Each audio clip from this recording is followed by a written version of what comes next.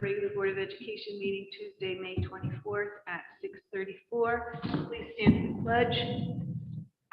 I pledge allegiance to the flag of the United States of America and to the republic for which it stands, one nation, under God, indivisible, with liberty and justice for all. And before we begin, I would like us to have a moment of silence, and I apologize if people are not aware of the tragedy that is unfolding in Texas of another deadly shooting.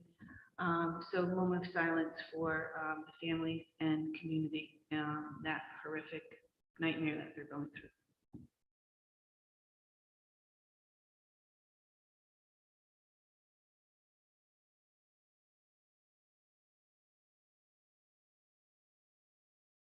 Thank you.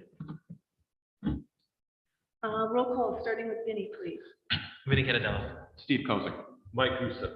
Debbie Sherman. Stephanie Miller. Nicole Living McGrath. Dick Tombrowski. Okay, are there any amendments to the agenda?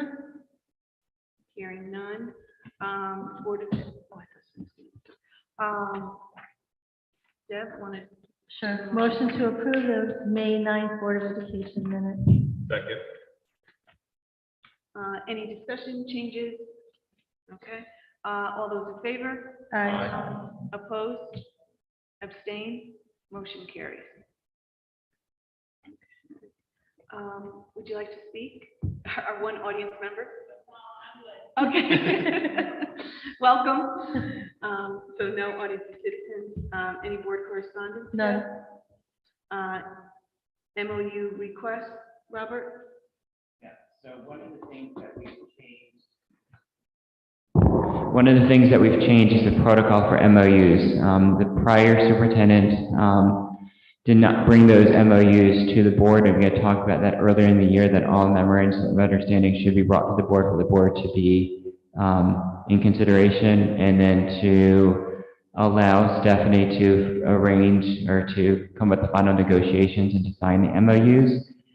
So what I did is I brought forward to the board finance committee on Thursday 4 potential MOUs. One dealing with contract language, which changes the credit level. Right now, the contract requires 30 credits in order to advance to the next salary scale, and we're putting language in that requires the 30 credits to be graduate level or higher. So it's clarifying, it's helping the district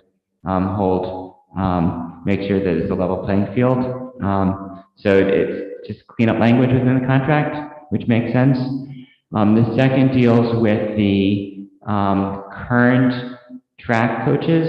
We split the head coach into 3 assistant head coaches. That was done this current season. So the MOU is to address and fix that so we can pay those appropriately. The third MOU deals with the fall play and the spring musical. These are positions that historically have been paid through revenue of the play, but there had been nothing in the books in terms of what those people should be paid, that those positions even existed. So rather than continue paying people a phantom salary for those positions, it really needs to be outlined in the actual contract and the MOU in the stipends. We also need to make it retroactive for this year for the fall play and the spring musical. So in order to pay these individuals out of money that's sitting in the revenue, I want to get this MOU signed so you can pay these individuals appropriately. And then the fourth one deals with the stipends. The contract for the Education Association for the teachers in the district outlines all the academic, all the extracurricular, and all the athletic stipends that teachers would get, anywhere from clubs to coaching. That stipend list got modified 2 years ago in a separate MOU with the former superintendent and the association. It was refined again last year. The goal of changing those stipends annually is to reflect the current needs of the school. So for example, there might be a club that had huge enrollment one year, but there's a different level of interest that students have in that school for the following year. Or there's a need to change the amount of coaching that we have. In one case, for the middle school, we're proposing decreasing a track coach and replacing with an intramural coach to further have opportunities for more students to engage in athletics in the middle school. So the idea is to bring to the board every May what the list of the stipends would be for the following year. Stipends are not permanent assignments. Stipends are annual assignments, so teachers apply. If there are not any teachers that apply for a stipend, anyone else in the district can apply for it. In some cases, a parent might have a stipend, but it comes from the stipend list from the teacher. So I'm bringing forward to you the recommended list of stipends, and I've outlined in the MOU memo that's attached in board docs what those changes would be for next year.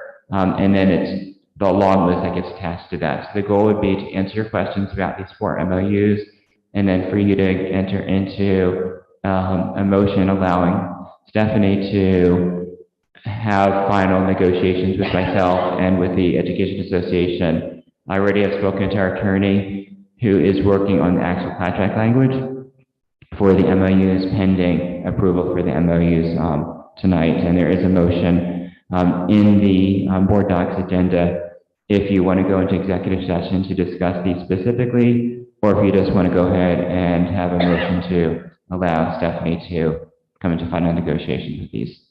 So I guess then now we're open for discussion. Actually, we're not discussing the particular people. So I guess the question is, do you want to discuss? Did you have a chance to look at the MOUs? Do you have questions? Do you want to go into executive session, or do you want to just make a motion to let me? The finance committee kind of went through and we gave our 2 cents in, no pun intended. I know the finance committee is comfortable with the content that you have at this time. Don't have any questions. I'm fine with just voting on it. Yeah, okay, so Deb, do you want to read that motion? What motion? Oh, I'll do it. I don't have it. I'm sorry, I have it right here. No, second one. Motion to authorize the board, should I do it? About me? Yeah. Here. Want me to read it? Where is it? Right there. Can you make it smaller? Yeah. The board doc, they updated it. Oh, Touch screen. okay. grab it. Motion to authorize the board chairperson to execute memoranda of understanding with the Oxford Education Association regarding stipend and degree definition issues pursuant to the general terms and conditions discussed by the board in executive, well, we didn't go into executive session. And subject to further negotiation between the superintendent and the Oxford Education Association. Second. Any further discussion or clarification? So we're just going to remove the executive session. Yeah, Yeah. just Yeah, because we didn't Just go into discuss. executive Right. session. Yeah. right, gotcha. All those in favor? Aye. Opposed or abstained? Motion carries. Robert, your report.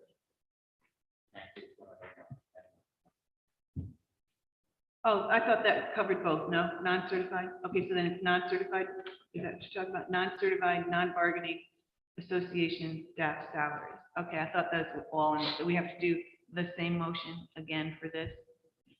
Different though. Okay, So the second component of this is we have staff members that are not in any bargaining association. These are at-will employees or employees that we have come up with a standalone contract for. Everybody ranging from director of facilities to administrative assistant to monitors and tutors within the schools. In the past, these have just been negotiated directly between the superintendent and those individuals. It's common practice in most school districts for the board to have a motion in May or June to approve these salary requests in block.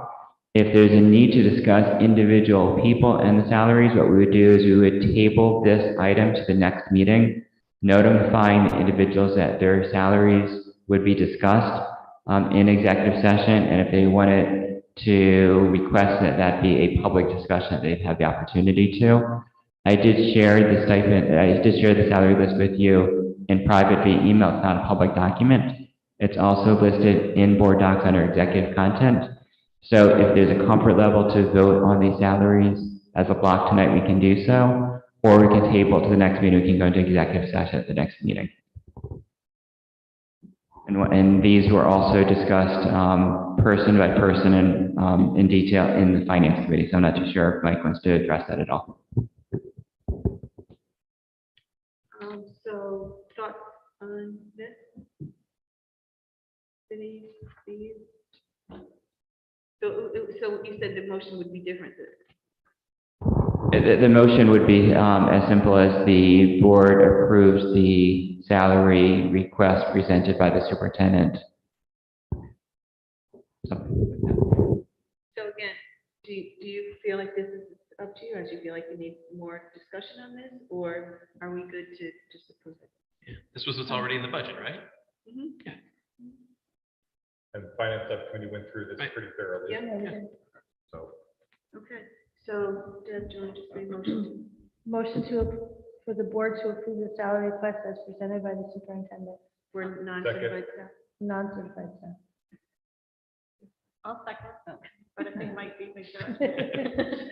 Any further discussion? All those in favor? Aye. Opposed or abstained? Motion carries. Okay, I do not have anything to report. Now we're into my report. Oh, yeah. I'm sorry, my head is spinning. My head is spinning too. And I'm going to address something that was not originally in my report, and that's student safety. And clearly, our primary responsibility is to educate our students, but our number one priority is to ensure that every student, every staff member that comes to school every morning goes home safely. And when there is a travesty like this that took place in Texas, in any place in the world, it hits home because it could be us here. And when this happens elsewhere, it's our responsibility to make sure that our students and staff feel cared for, feel supported, have a place to go if they have concerns, if they're scared, if they're anxious, and we're going to have some of those. So this evening, I've asked our administrative team to meet at 8 p.m. tonight via Zoom, and we're going to talk about what type of supports we need to put into place for the schools tomorrow. I don't know what those are yet. We literally just found out about this 45 minutes ago, if that, and we've begun that conversation of meeting this evening at 8. And part of that will be what do we need to do immediately tomorrow, but also reconvening our support and safety team to talk about what it would be really too early to take the lessons learned from Texas, but what do we know about our existing practices today that we need to immediately shore up, or are we in okay shape? But we need to immediately have those conversations and make sure that there are not any gaps in our security protocols that we could immediately address. And what can we do? What do we need to do to protect student and staff safety from a physical standpoint and a social emotional standpoint immediately for tomorrow? And students are going to feel differently about this, whether they're in elementary school versus high school. It's going to hit them different ways, and it's going to hit teachers as well. So we need to make sure that those supports are in place for tomorrow.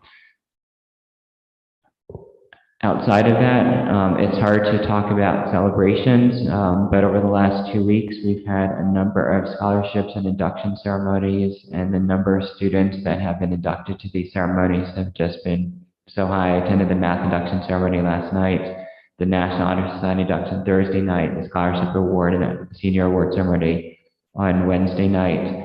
There's the world language induction ceremony last Monday. I attended the superintendent student awards the week ago yesterday.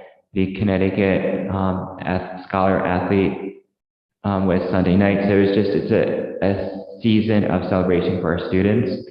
So while we are in mourning tonight for the students and teacher in Texas, it's also a time to recognize that our students have done some amazing work over the course of the year, academically and athletically, and we're trying to showcase that and bring some celebration to what the students have succeeded with this year. One of the successes is something that we should be very proud of as a community. And that's what our staff at Quaker Farms pulled off yesterday. We have an amazing young child, kindergarten child. Her name is Liv. She was diagnosed with a brain tumor, cancer, earlier in the fall. Heroic work from our teacher to identify that there's a problem. Yesterday, we had hundreds and hundreds of parents and staff and kids, board members that came to the event. We had T-shirts, raffles, money just put into a box. I don't know all the revenues brought in. I do know that there's $2,109 that were brought in just for T-shirts alone. I'm still waiting for the final tally from the school, but it was amazing. I did send a thank you email to all parents and staff this afternoon. We're trying to encourage all staff and students to wear their shirt tomorrow across the district. So that'll be a nice sight to see. One of the things that Stephanie and I've had a conversation of is the value of us retaining membership in CABE. We know that we are moving away from that from a policy standpoint, but from a overall membership, what other value add is there? And we had a hard time coming up with the reasons why we should stay as members of CABE for next year. So we're looking at dropping our membership, so that would actually save us around $80, $100 per year by not being a member of CABE. So it's something that we're looking to move forward with, and we just want to let you know that. From a capital perspective, I met with George Temple last Wednesday. There is a state grant for $150 million for HVAC upgrades and air quality across the state. We're anticipating that's going to open up on July 1st. We don't have the specifics yet on the grant. What we do know is there will be a sliding scale based upon town. We're anticipating we're going to be in the return rate of somewhere between 35 and 45% most likely, which means that there's going to need to be a match at the local level. George Temple is prepared to bring that to a bond referendum if and when we get there. So we're preparing to move forward with what we need to have in place for the July 1 date when that does open up. I also had a conversation with Jack Hiley this morning. He called me. He believes that there'll be some additional funding that's available outside of the existing capital projects that just got approved. So he wants to meet with Anthony and I within the next few days or next week to generate some of those ideas. And I'm really looking at most likely probably upgrades to the bathrooms at Great Oak. And if there's any HVAC, we know we're facing some issues with the high school. So we need to compile that list. And then that would go back to the Board of Finance. And he's pretty certain that with the funds that are available, that we could have access to some capital repairs that were not originally on the table for next year. And I think that's why some of our requests were not placed on town vote. I think he knew that this was coming. He was waiting to get to that point.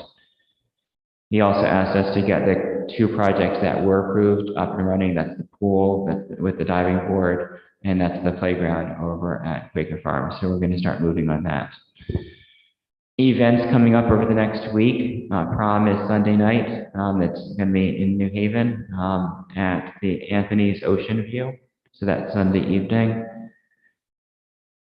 The students in the high school drama program were invited to the Halo Awards on June 2nd. So that's a whole number of students that participated in the musical and the play were included in that. So wishing them good luck.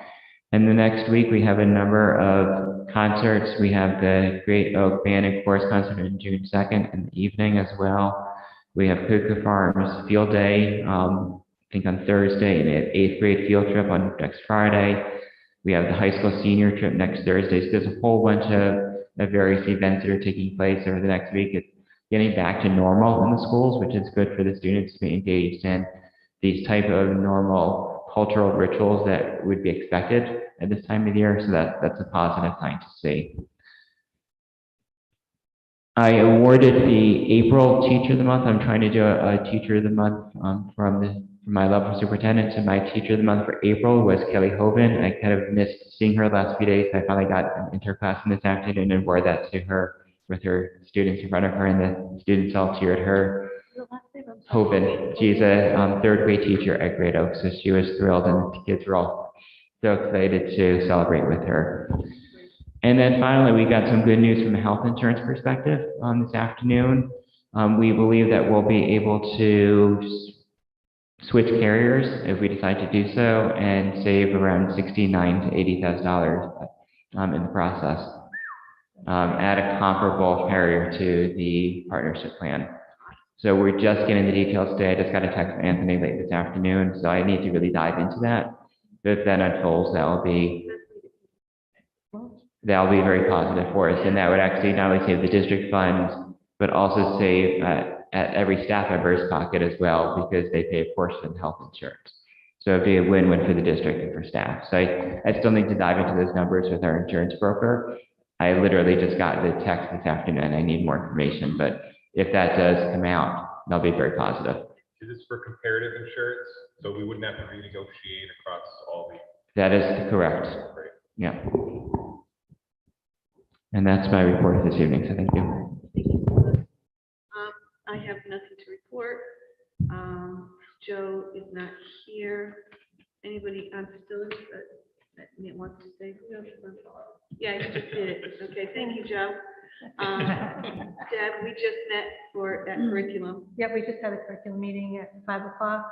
We talked about some surveys that were done for 7th and 8th grade parents. We wanted to try and get an idea of parents taking their kids out of district, what we could do to keep kids in district. So we went through those results. We talked about some of the class enrollment at the high school. Can I just add into that? Can you share the survey with the rest of the board? I'll do it. Oh, Deb? Yep, Okay. I'll send it to the rest of the board. Whatever works. Yeah. So we talked about some of the class schedules at the high school. They're starting to put together their master list. So hopefully at our next meeting, which is June 13th, we'll have more feedback on that. And we tabled a whole bunch of stuff, so we'll bring that back at our next meeting on June 13th. Nice job. Mike, finance? Did we skip policy? Oh, yeah, so everything. I'm just used to we skip policy and then we. I appreciate it. Just hitting the fast forward button Oh, tonight. my gosh. It's been rough this afternoon. So this is a quick one. We have a meeting scheduled for June 2nd. So watch this space, more to come. Okay. I knew she was gonna be quick. Thank you, Nicole.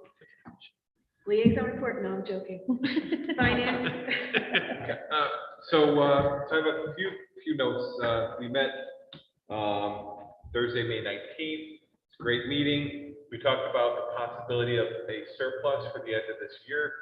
And just to kind of emphasize, we want a surplus at the end of every year. It means that we properly manage the funds, because we never know. We always have to anticipate, worst case scenarios, and we want to be able to fund them. And so having a surplus is a good thing.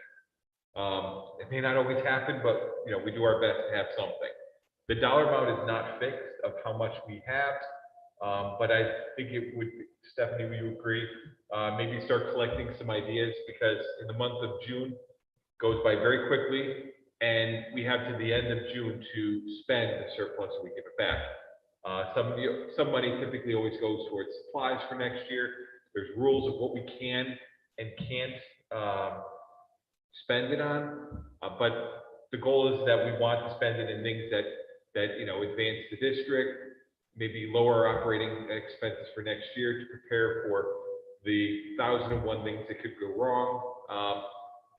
But it's also it's a way to invest, and maybe some might go towards security measures. I mean, how we spend it on where we need it, but taking input from the board would be greatly appreciated as we come together and put together a short list of things that can move quickly and can logistically work in that time frame.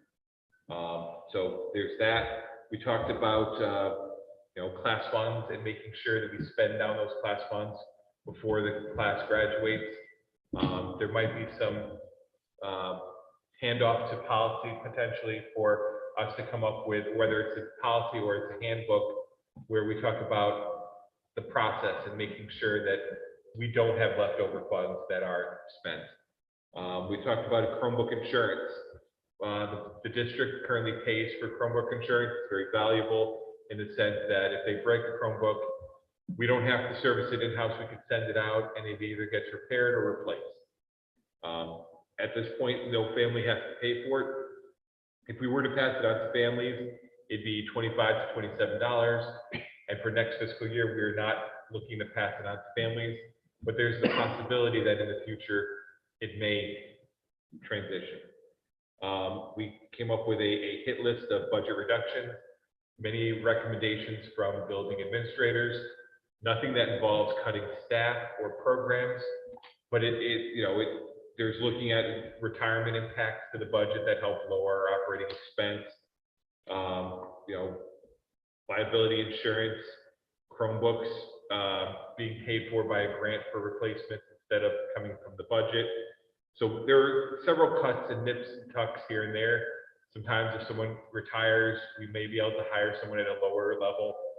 Not in a bad way. We always look for the best fit, but usually someone's at the top step, we hire someone potentially not at the top step.